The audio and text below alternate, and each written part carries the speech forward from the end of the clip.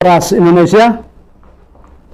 Kali ini kita menyoroti perhelatan yang baru saja digelar di Danau Toba. Kita tahu bersama di beberapa waktu lalu ada perhelatan internasional di Danau Toba disebut F120 atau F1 Powerboat, lomba speedboat atau perahu yang baru pertama kali digelar di Danau Toba. Ini sesuatu yang menarik, tetapi yang kita dengar dan baca dari berita-berita yang beredar bahwa banyak memang yang kecewa. Tentu selalu ada pro kontra, apapun perhelatan yang digelar itu pasti saja ada pro dan kontra. Kami akan jabarkan, tentu kita tidak ingin mendukung atau sepihak, kita ingin luas menyorotinya. Soal perhelatan itu tentu kita sangat bersemangat menyambut itu agar Danau Toba yang kita sebut sudah sangat lama ditinggalkan. Kita bayangkan Danau Toba disebut 5 dari pusat atau sentral pariwisata Indonesia yang paling sedikit dikunjungi di kawasan ini. Berbeda dari Jogja, Bali, yang lain. Justru karena kita merasa Danau Toba itu harus dipromosikan, dengan adanya perhelatan internasional itu harus disambut positif. Tentu banyak kekurangan.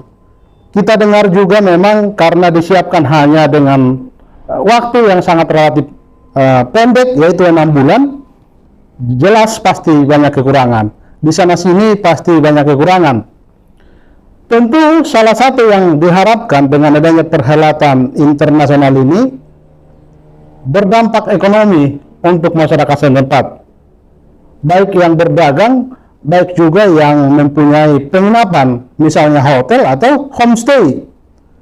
Hal ini sudah diharapkan sangat membawa dampak ekonomi, tetapi banyak juga selintingan dari masyarakat kecewa karena tempat atau apa yang mereka buat di sekitaran kawasan itu tidak ada yang dikunjungi penonton. Banyak yang kecewa. Awalnya kita dengar juga perhelatan ini akan menarik atau menyedot penonton, akan dikunjungi 1 juta wisatawan, tetapi kemudian berubah akan dikunjungi 250.000 penonton. Entah data yang mana yang kita yakini.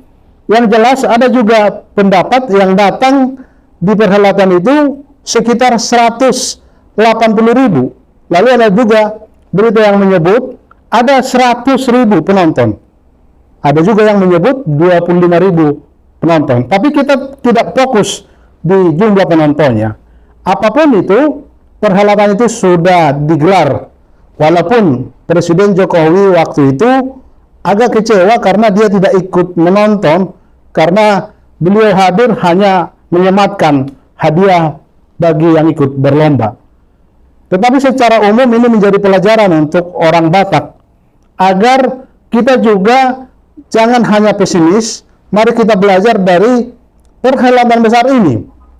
Saya dengar awal-awal begitu diresmikan atau ditetapkan akan ada perlombaan speedboat di Danau Toba, banyak komunitas di Jakarta yang sudah merancang agar nanti perhelatannya diadakan jauh atau sebelum acara di Danau Toba itu, tetapi itu pun ternyata tidak digelar. Saya tidak tahu apakah karena untuk mengencangkan ikat pinggang atau memang tidak tertarik untuk hal itu.